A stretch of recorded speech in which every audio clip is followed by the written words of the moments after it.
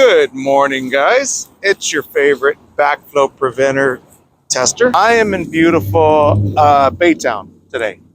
That's where I'm at on this 30-degree day. Freezing my fingers over here. But I wanted to explain because I actually have a backflow preventer that failed. So this one passed. This guy passed. This is for the irrigation system here. For my commercial people, residential, this really doesn't pertain to residential. This is more on the commercial side because commercial customers have to get this done once a year to comply with the city rules. So, and this is the strip center I am doing the test for. But this is what I want to show. This backflow preventer, the water comes in there and it flows through the backflow preventer. And it goes into the building, and it feeds water for all these units. You know, you saw the front of it. Now, what I had here, my gauges. When I hook up my gauges, I test. Obviously, this looks different from the irrigation one. This is a high hazard. It's called an RPZ, is what it's called.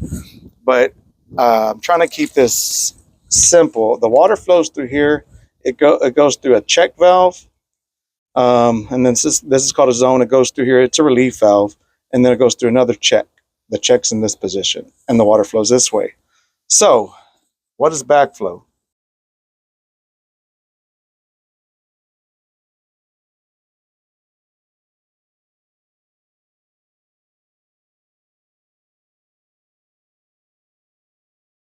The problem we have here is this guy is failing. It failed the test.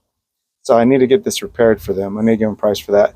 Now, a lot of times too, I tell customers, hey, I'm gonna get into there. I'll give them a price to replace this check valve, that check valve, and the guts for the relief valve.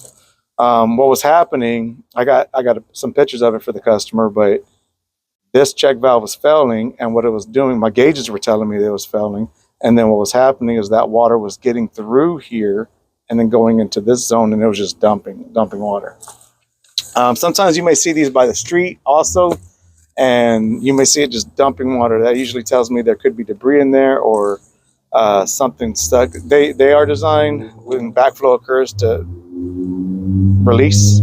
I see these indoors at dentist offices. I see them everywhere on the commercial side. So just wanted to show behind the curtain on backflow preventer. Hopefully I'm your new, sorry, I hit the mic. Hopefully I'm your new favorite backflow preventer tester. Anyway, let me pick up my tools, but just wanted to show behind the curtain on the backflow test, and one that failed, actually. A few moments later. Okay, guys, we are good to go. This is all rebuilt. We took all the guts out of it and replaced all the guts. We rebuilt this guy, check number 1, the relief valve, and check number 2. We rebuilt all this. And what I want to show, the whole reason why it failed, so this is one of the checks, right? Check number 2 is what failed. So this is what it looks like. I know this one's a little dirty, but it sits against the seat. There's a spring right here, and the water flows through this direction, and that's what allows the actual check valve to move out of the way. This is why it failed. It snapped off internally. It broke right at the base, so it's not moving.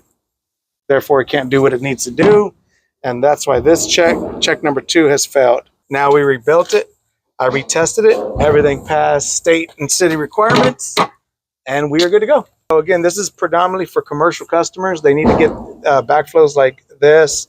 I showed one on the irrigation system. You need to get them certified once a year if the city's on your butt about it, because they will give you warnings of even fines, warnings of even, we're going to turn your water off till you get it certified. That is what we do. So hopefully I'm your future favorite backflow preventer tester. We can handle anything and everything with them. So if y'all have any thoughts, concerns, just reach on out. Call the pros and know. Until the next one.